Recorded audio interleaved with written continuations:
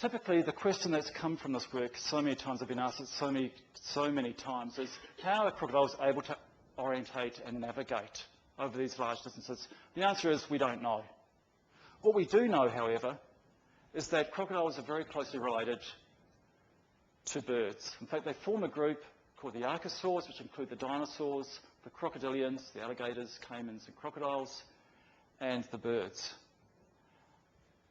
So much so that few people realise that crocodiles are more closely related to birds than they are all other reptiles. One thing we know about birds is they have phenomenal navigational and orientational abilities. And perhaps crocodiles are utilising similar mechanisms, such as the sun as a compass, small changes in magnetic fields, to orientate and to navigate their way back home. The problem with satellite technology is that it requires the animal to be at the surface. If the animal is beneath the surface, and here's an animal with a satellite transmitter on it, if the animal goes beneath the surface or is under closed canopy, then the signal cannot be transmitted to the satellite, and so it becomes a problem. And we're interested in what actually happens underwater. And so started the next phase of our research, and that was actually tracking crocodiles underwater.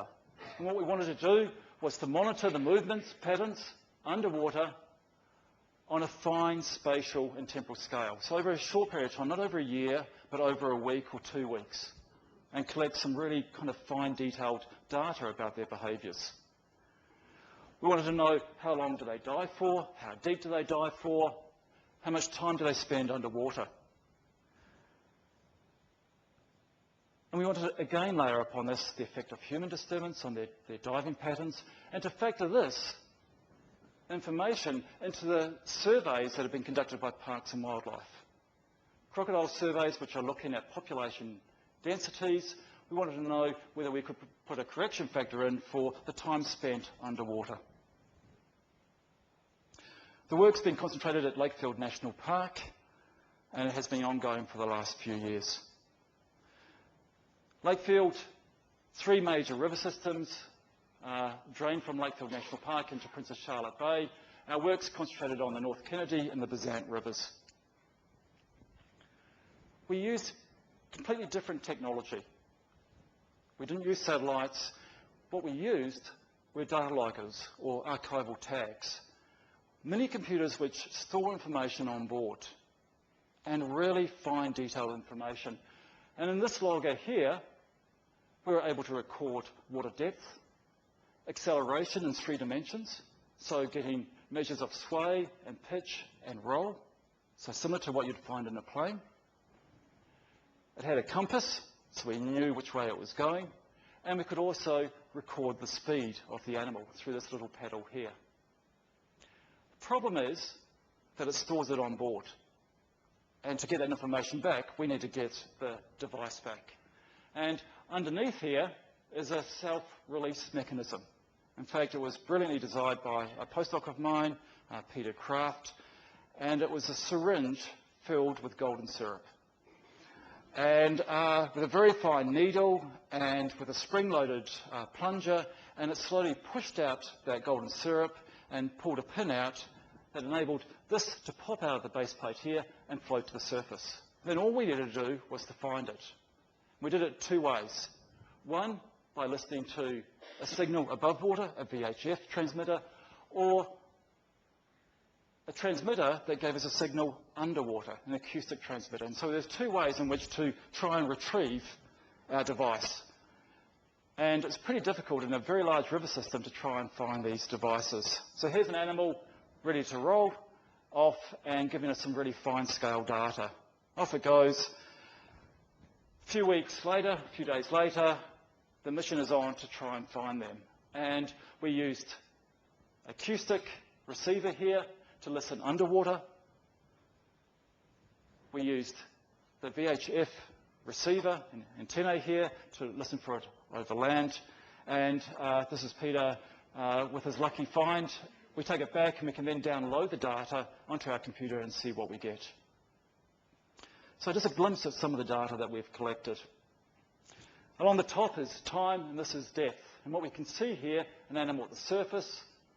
Here it's undergoing a dive. Coming back to the surface, another dive, another few short dives. What we recorded here was a dive of 48 minutes in duration. We could also start to look at the daily patterns and look at it in terms of daylight and during the hours of darkness. And what we can see here is a pattern of a lot of diving activity during the day, but at night time the animal's predominantly sitting at the surface. This is really valuable data because what it's saying is that if you're going on a night survey looking for crocodiles, counting them, then for most of the time they're spending it at the surface. And that increases our reliability of actually seeing them. Although what we do need to factor into this is taking a boat there, down the river, and seeing whether we're disturbing them. We recorded some deep dives. This is in a river system where there are deep water holes, some as deep as 20 metres. And what we often found was that the deepest dives were often the longest dives. And last year, Steve and I would sit around the campsite and talk about these water holes as being refuges, places where they could sit and act as like the corner of a boxing ring, sit there and act as a refuge. And in fact, the work that we're conducting this year stems from those discussions, and I'll briefly mention towards the end of this talk. So a 40-metre dive there. The most impressive dive we recorded was over 3 hours in duration. And what's interesting here is that you can see the step downs here. This is the tide coming in. So you can actually see the tide coming in over time. Very, very impressive dive. The longest dive that I know of that's been recorded for a vertebrate that breathes purely on air and that is not dormant. So quite remarkable diving abilities. Doesn't this look complicated? These are all the channels. The data I've just shown is just in 2 dimensions. And the challenge was to look at it in 3 dimensions, hence the title of this talk. These are all the channels from that data logger. At the top we have depth, and then a variety of other bits of information. Sway from side to side, compass direction here, the speed, the pitch, and the roll. The challenge then is to take that data and put it into a visual manner in which to actually understand it. So in this case, in this animal here, what we'll just focus on first of all is looking at the compass directions and the speed. By a series of nice mathematics, you can take that data and come up with a plot of how the animal moves. And here we have the animal starting here, and we can look at distance north-south, distance east-west, and we can see over an 11-hour recording period it moving in this direction and then coming back down in this direction here. Doesn't seem that valuable on a graph like that there, but what you can do is lay that on top of the river system. And although there's a degree of error in the calculations, we can actually see the animal moving along, in this case here, the Moorhead River, along this river system and finishing over here. That gives us horizontal movement, but we've also got that diving data. So we put those 2 out of the sight and we look at the diving data. So here we have an animal at the surface, and at this point here it undergoes a dive.